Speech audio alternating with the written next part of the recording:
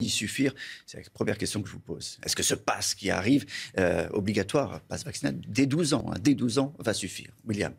Est-ce que ça permettra de limiter le nombre de contaminations? Aujourd'hui, non. Si les prisons ont été touchées, les différents stades de la société ont été touchés, on ne pourra pas limiter le nombre de contaminations. Mais le chiffre qui est intéressant, c'est de savoir si le Omicron et Delta vont permettre de surcharger les hôpitaux et de conduire à un gros confinement ou éventuellement à un recouvre-feu. On n'a pas toutes les données. Hein. On n'a pas toutes les données encore. On a mis toutes les on données. espère que non. Mais quand on regarde la courbe du Royaume-Uni et la stratégie de Boris Johnson que tous les pays européens ont critiqué puis ont suivi, avec la stratégie de mettre le paquet sur le vaccin, et ben ce qu'on voit, c'est qu'en fait, on a une augmentation du nombre de cas, on a une augmentation qui est très faible du nombre d'admissions dans les hôpitaux et une augmentation encore plus faible du nombre de réanimations. Donc si par cas, les gens se font vacciner aujourd'hui, il y a 92% de la population éligible qui le fait, et qu'ensuite les gens font leur dose de rappel, moi je pense qu'on peut vivre avec le virus, il faut le laisser circuler, et qu'ensuite après, les différentes mesures doivent nous permettre de retrouver une vie presque normale. Oui, c'est vrai que le juge de paix, quand on regarde les choses de manière analytique, c'est le nombre de réanimations et la surcharge des hôpitaux. Mais il ne faut pas oublier que cette pandémie, ça fait déjà 2 ans qu'elle court sur notre territoire et qu'elle embolise les services hospitaliers, mais pas que, vous avez raison de le dire, d'autres services publics qui sont vitaux pour la nation. Et on le voit avec Bruno Megarban, il y a quand même une forme de fatigue extrême, voire même de lassitude qui touche les services hospitaliers. Donc c'est vrai de dire, voilà, les services hospitaliers ne sont pas aujourd'hui sous tension extrême. Oui, mais ça fait 2 ans qu'ils sont sous tension.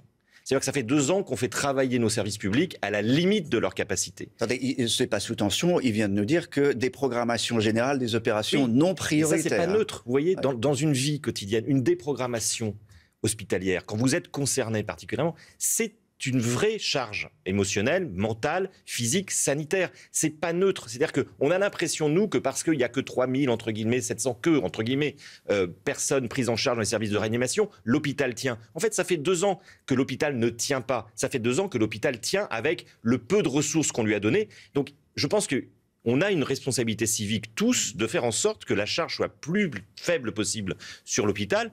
Et je pense que les mesures qui sont prises en charge aujourd'hui, nécessairement, vont devoir être adaptées dans les jours qui viennent. Il faut faire un tri. C'est un vrai débat. Hein. Il faut faire un tri entre les malades. On rappelle le chiffre, 70% à Paris, hein, mais je crois que c'est autour de 80% de ceux qui sont en réanimation aujourd'hui n'ont pas été vaccinés ou n'ont pas un schéma vaccinal complet. Il y a une petite voix qui s'élève, petite musique qui s'élève chez les réanimateurs, des gens qui sont fatigués, qui se disent mais ça suffit, on en a assez de soigner que des gens qui n'entendent pas le seul message, celui de la vaccination. Peut-être que la déprogrammation, on est un exemple.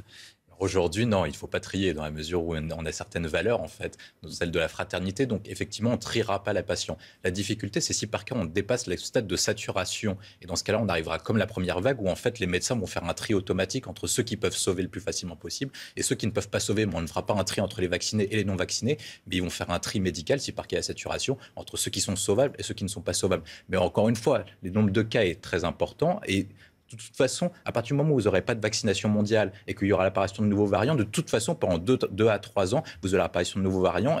On fera une nouvelle rappel de dose tous les 3 à 4 mois. Donc, il faut vivre avec le virus. Effectivement, l'hôpital est sous tension, mais comme en temps de guerre entre 39 et 45 ou comme entre 14-18, il faut savoir vivre avec. C'est un moment difficile, exceptionnel, mais il faut que les Français se mobilisent. Ça fait longtemps qu'on était tranquille, mais maintenant, on est en situation difficile et je pense que les Français sont capables d'y faire face. Vivre avec, ça va bien. Ouais. Il faut quand même des adaptations structurelles. C'est-à-dire qu'on ne va pas vivre avec une situation provisoire, avec des bouts de ficelle.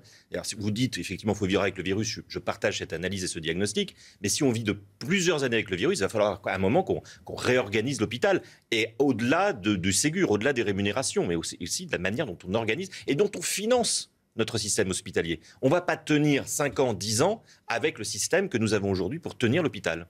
Peut-être qu'on peut rappeler quand même que le vaccin, il n'a qu'1 an. Et que c'est rarissime. C'est quand même la première fois qu'on arrive à faire aussi vite un vaccin. Et s'il n'est pas parfait, il va s'améliorer. Il va y avoir des mises à jour. Prochaine mise à jour, je crois que c'est mars pour Omicron. Donc il ne faut pas être non plus totalement fataliste. On ne va peut-être pas vivre tout le temps avec ce... On vit une époque extraordinaire. Vous vous rendez compte, la peste, on a mis 600 ans à éradiquer la peste sur le territoire européen. La peste, c'est 600 ans d'épidémie et de pandémie. En 1 an, l'humanité a trouvé un vaccin contre ce virus qui était nouveau. Alors, ce vaccin, on peut en discuter, les chercheurs en discutent, mais il faudrait quand même qu'on se félicite universellement d'être arrivé à ce résultat. Non, mais il faut le rappeler de temps en temps. Le pass vaccinal, pour vous, c'est une obligation vaccinale déguisée?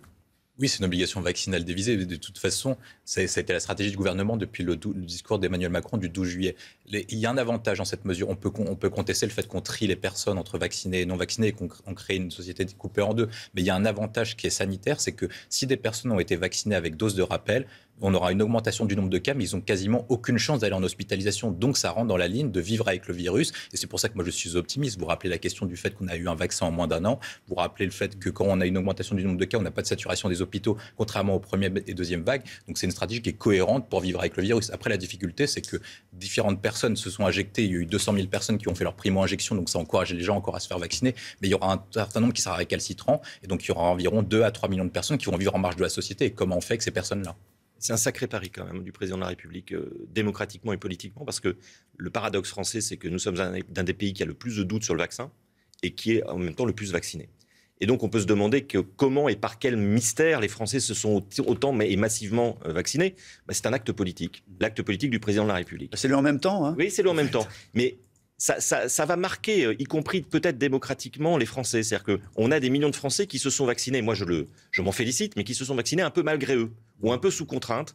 Et quelles conséquences ça va faire peser sur le corps social, ça on le verra dans les mois prochains. Vous avez vu, Olivier Véran a dit qu'il y a 3 catégories de gens qui ne sont pas vaccinés. Il y a les méfiants, il y a ceux qui sont loin des lieux de vaccination, mais il y a aussi les indifférents. Et c'est à eux aujourd'hui que s'adresse la transformation du pass sanitaire en pass vaccinal.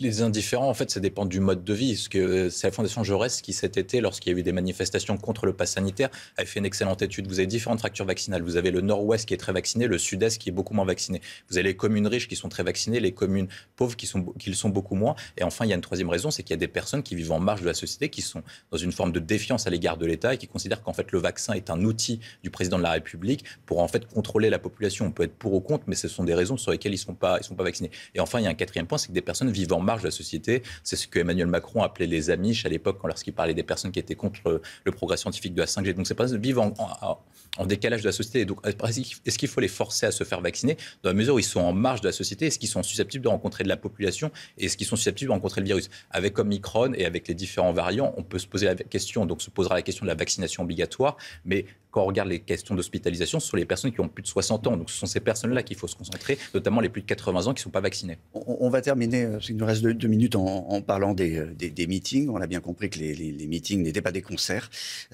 Donc on pourra y accéder sans limite de jauge, a priori. Et puis sans passe sanitaire, en tout cas pour ceux du RN et de LFI. Vous en pensez quoi? Joli cadeau empoisonné pour les candidats à la présidentielle que cette mesure. D'abord, effectivement, c'est une protection constitutionnelle, comme la liberté de culte, la liberté de réunion politique, mais ça met la responsabilité sanitaire dans le camp des candidats.